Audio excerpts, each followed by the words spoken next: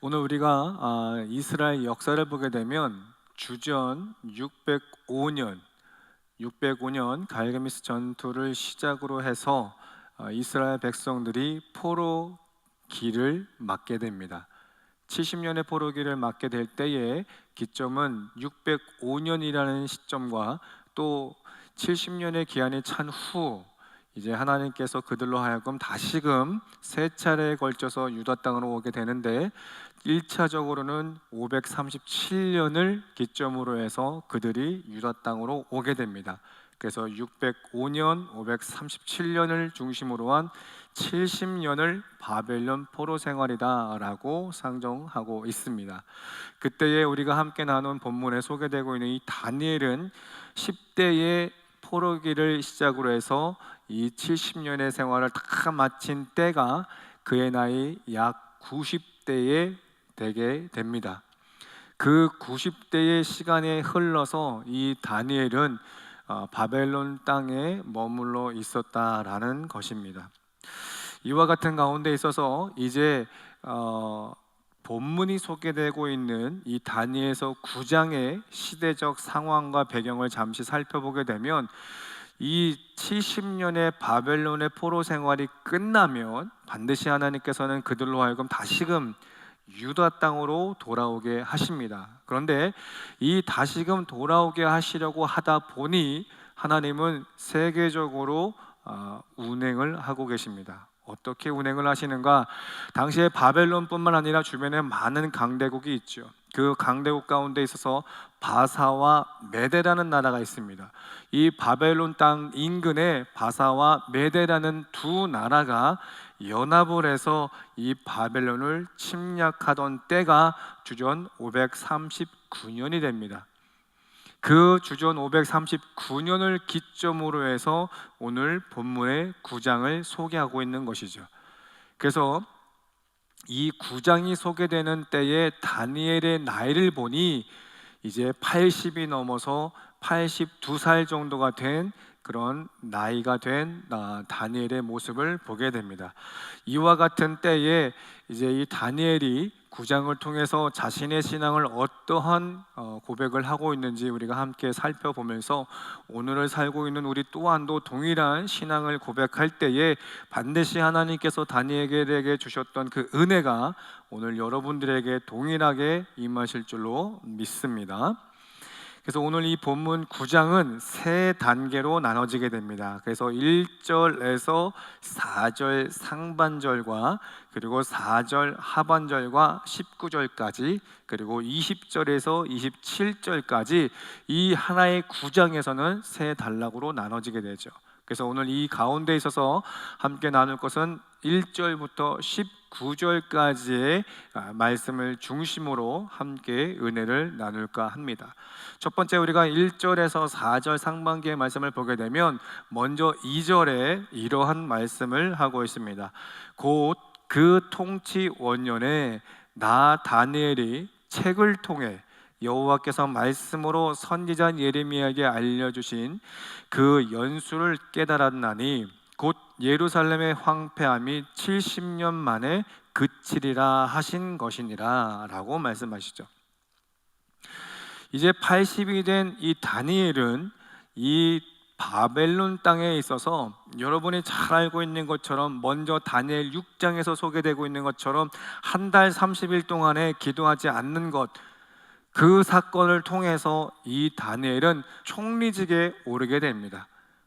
가장 왕 위에 바로 밑에 있어 가장 높은 직위에 있었다라는 겁니다.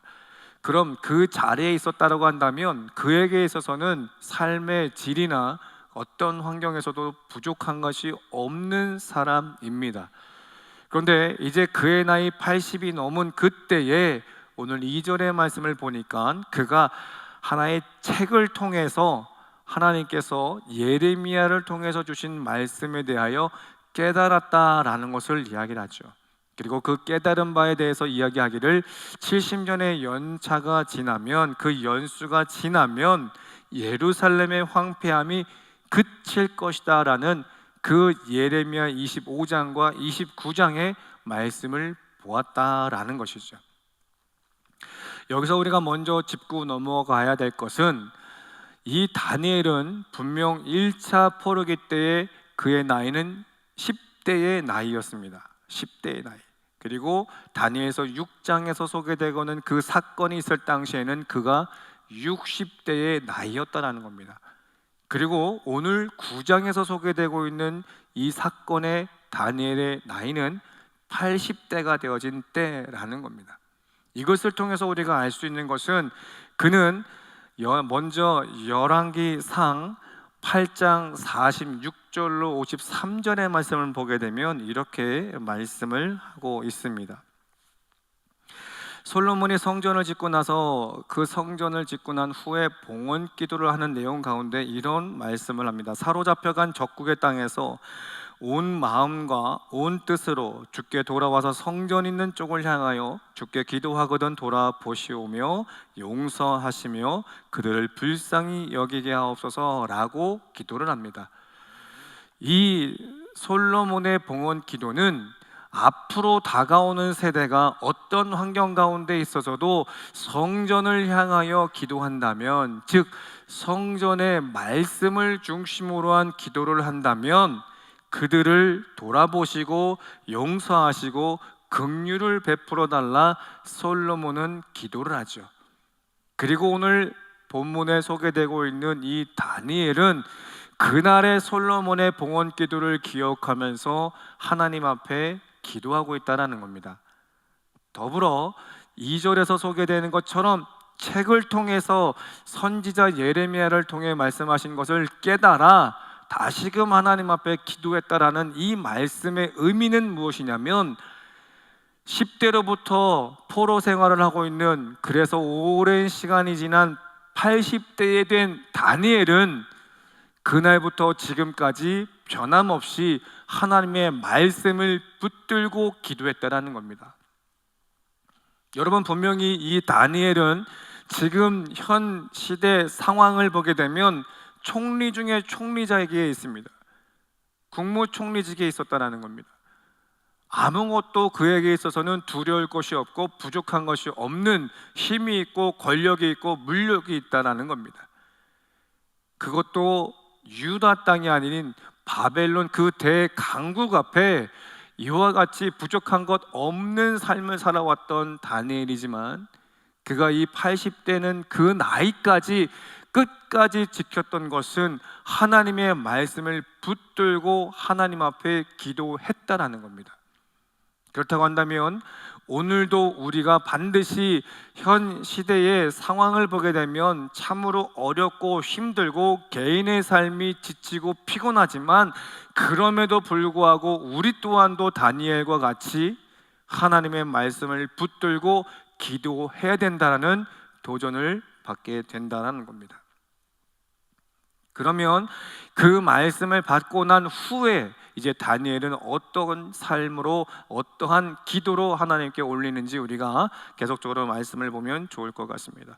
3절과 4절의 말씀을 보게 되면 이렇게 이야기합니다. 내가 금식하며 베옷을 입고 죄를 덮어쓰고 주 하나님께 기도하며 간구하기를 결심했다라고 이야기를 하죠.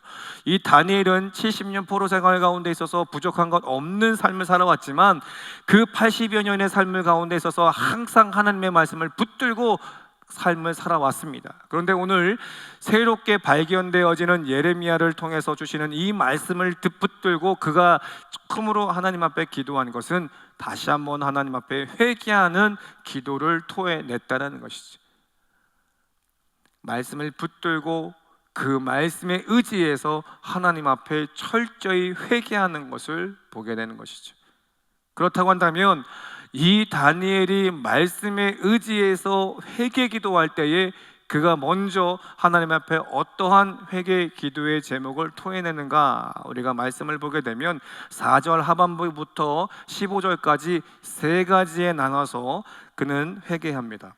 먼저는 첫째 5절과 8절 가운데 있어서 먼저 6절의 말씀을 보게 되면 이렇게 고백을 합니다.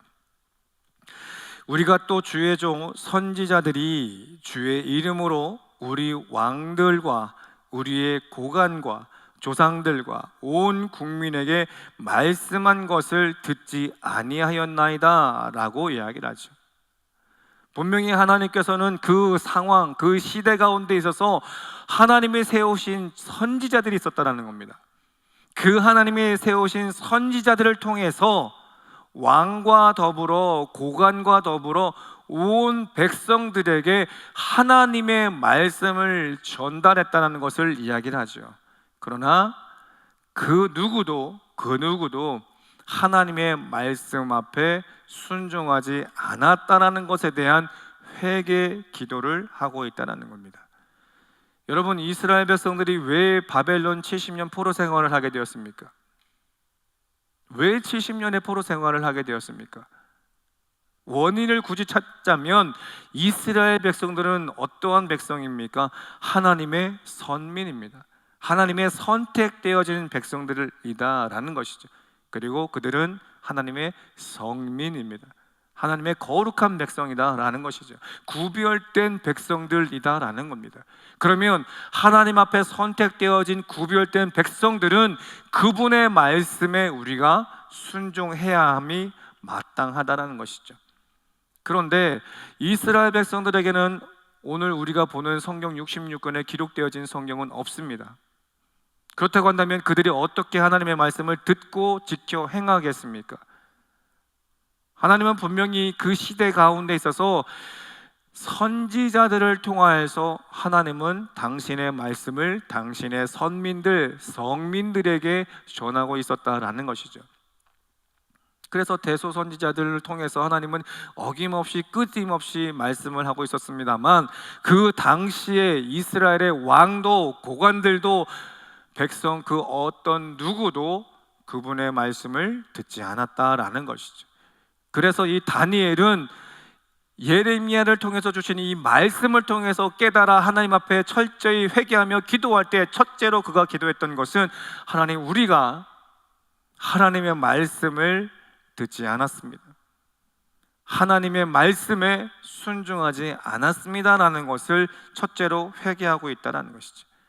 여러분, 이 6절에서는 주의 종 선지자들이라는 단어를 사용하면서 어떻게 보면 주의 종들이 전하는 메시지인 것처럼 이야기를 하지만 이 말씀은 단순하게 주의 종의 생각에 의해서 전달하는 것이 아니라 하나님께로부터 받은 말씀이다라는 겁니다. 그렇다고 한다면 주의 종은 도구에 불과한 것이죠.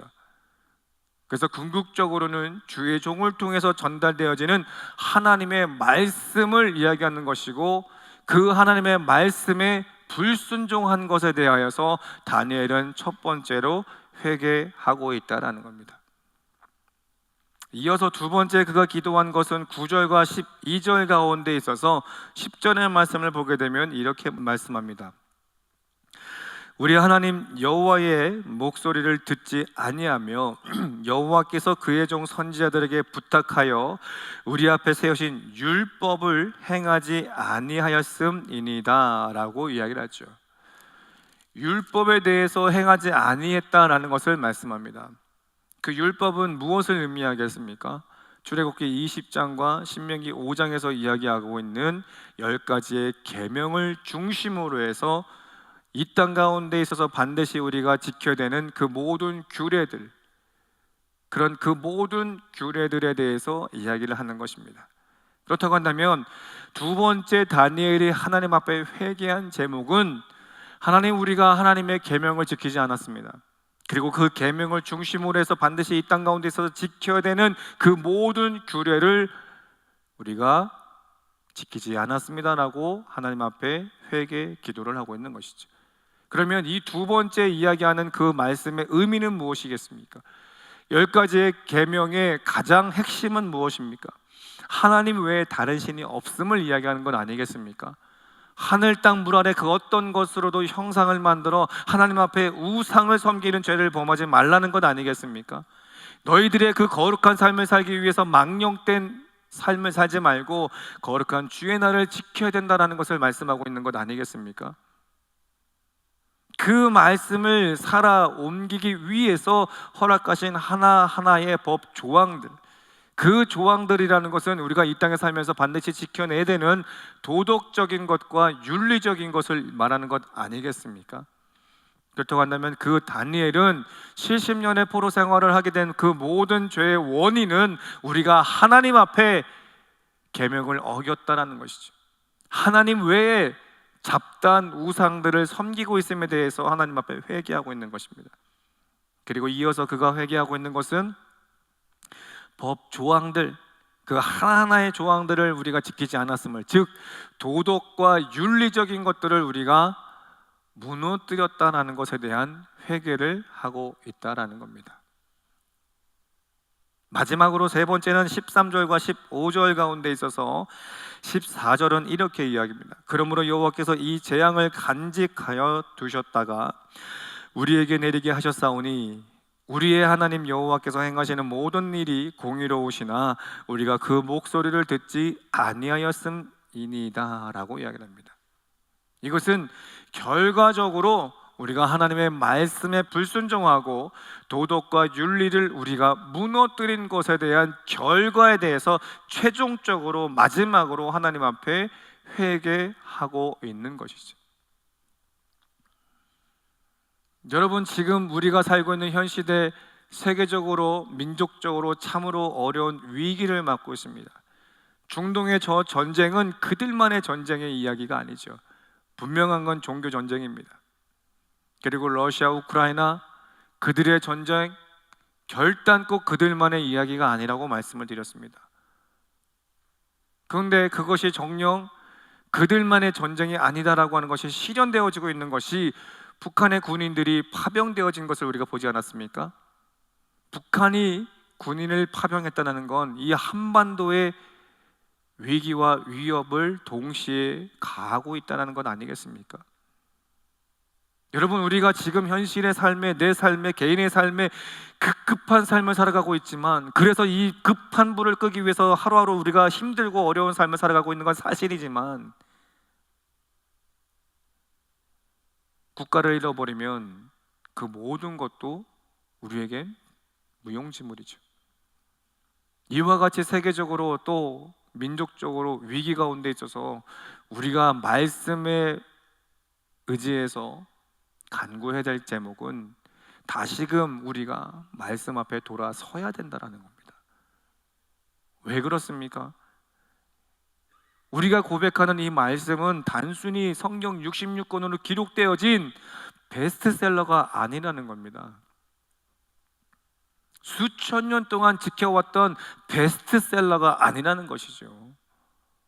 성경 66권 하나님의 말씀은 살아 운동력 있는 유일신 아니겠습니까? 하나님에 대한 우리의 신앙을 고백하고 있는 것 아니겠습니까? 그렇다고 한다면 그 하나님은 주전세기나 1세기나 지금도 여전히 우리의 하나님이고 우리에게 역사하시는 분이다라는 겁니다.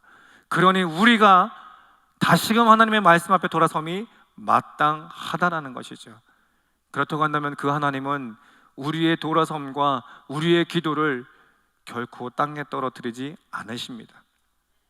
자, 그렇다고 한다면 그 말씀을 붙들고 다시금 돌아가서 우리가 해야 될 것은 무엇입니까? 그 말씀대로 우리는 반드시 철저하게 회개해야 합니다. 첫째, 우리가 회개해야 될 것 무엇입니까? 하나님의 말씀에 불순종했다는 것이죠.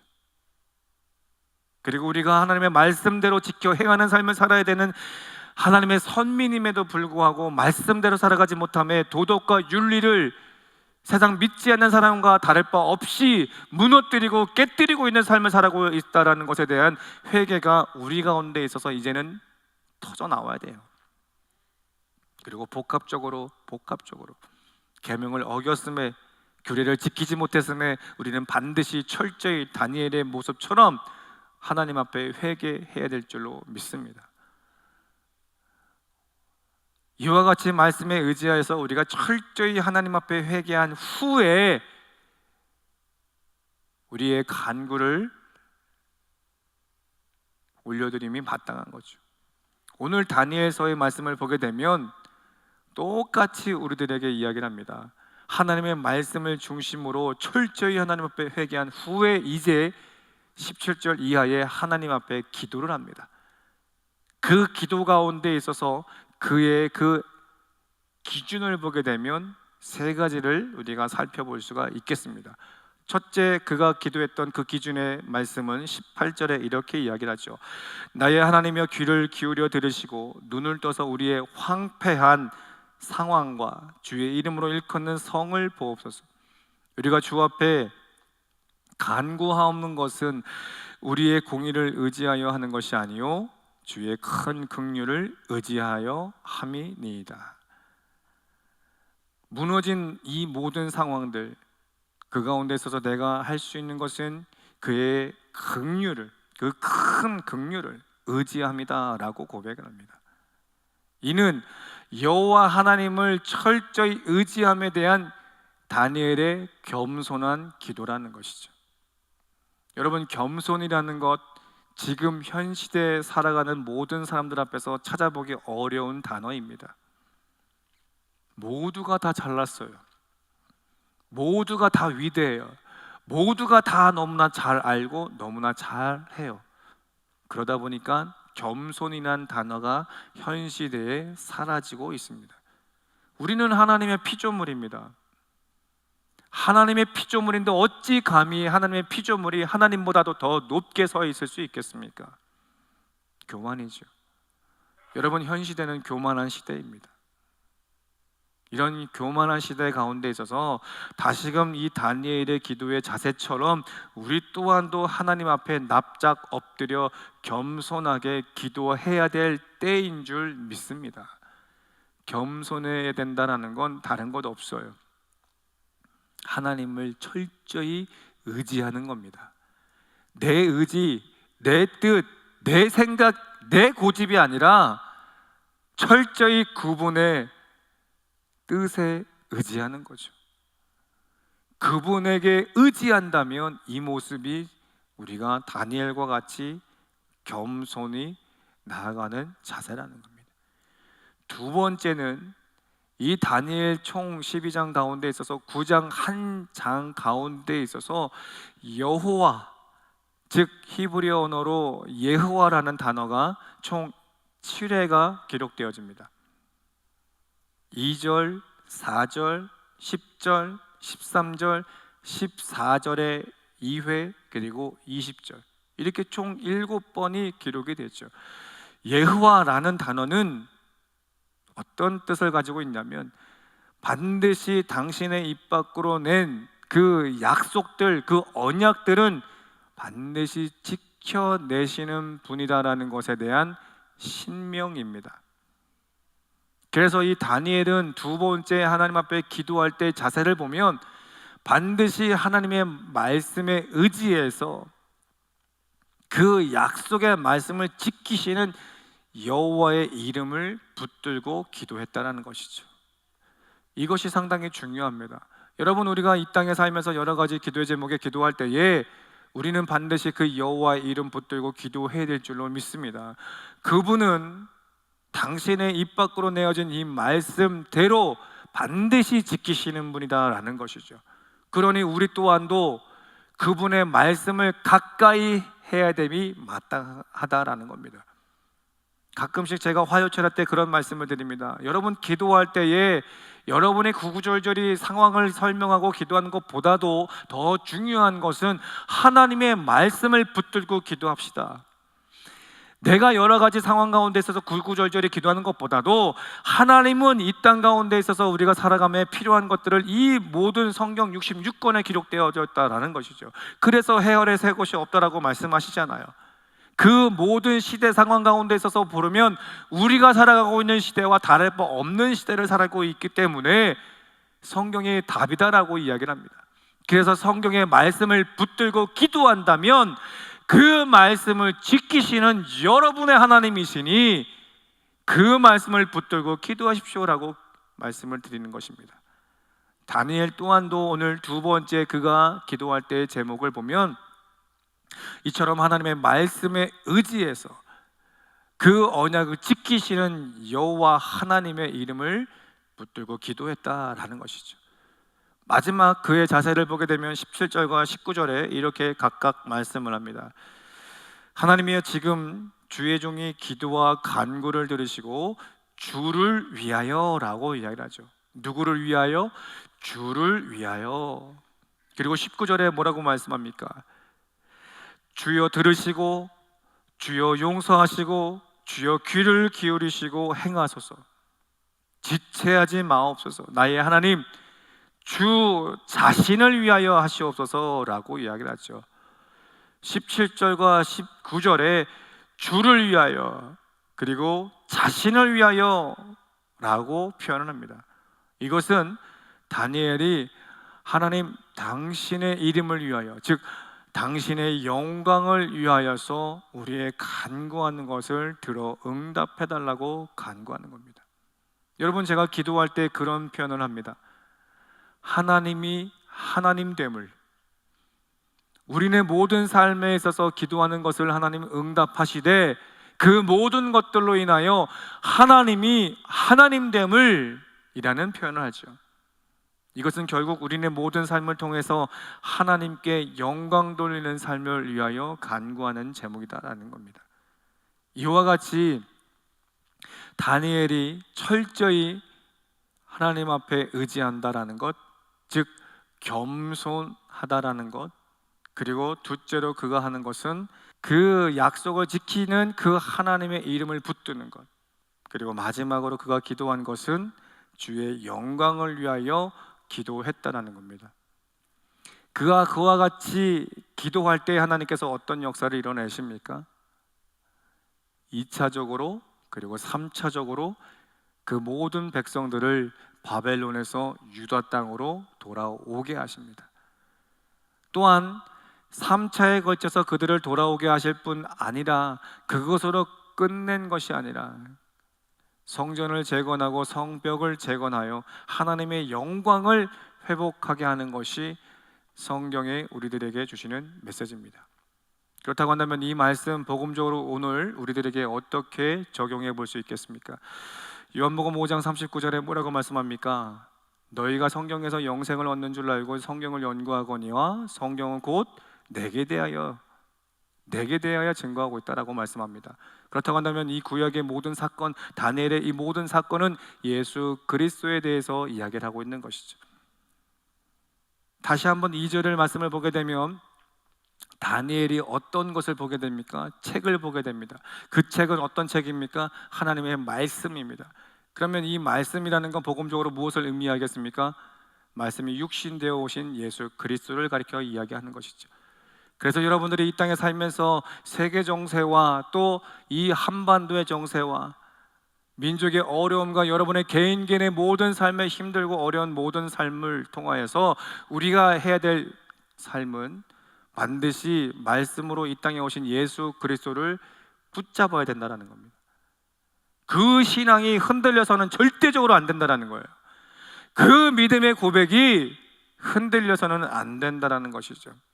어저께 고백했고 어저께 믿었으면 됐다? 아니죠. 분명 다니엘은 10대부터 80대 노인이 된 그날까지 그 다니엘은 그 신앙을 절대적으로 한 번도 놓친 적이 없어요. 그러니 여러분들이 언제부터 신앙생활을 했는지 그거는 상관이 없습니다. 오늘 여러분들이 그 예수를 붙잡고 있느냐가 중요한 것이죠. 어저께까지 예수를 붙들었다가 중요한 게 아닙니다. 오늘 이 시간 여러분들이 예수를 붙드는 것이야말로 가장 중요하다는 것 잊지 않으셨으면 좋겠습니다. 오늘 그 예수를 붙들고 우리가 그분 앞에 어떤 자세로 나가야 됩니까? 철저히 회개하며 나아가야 되겠죠.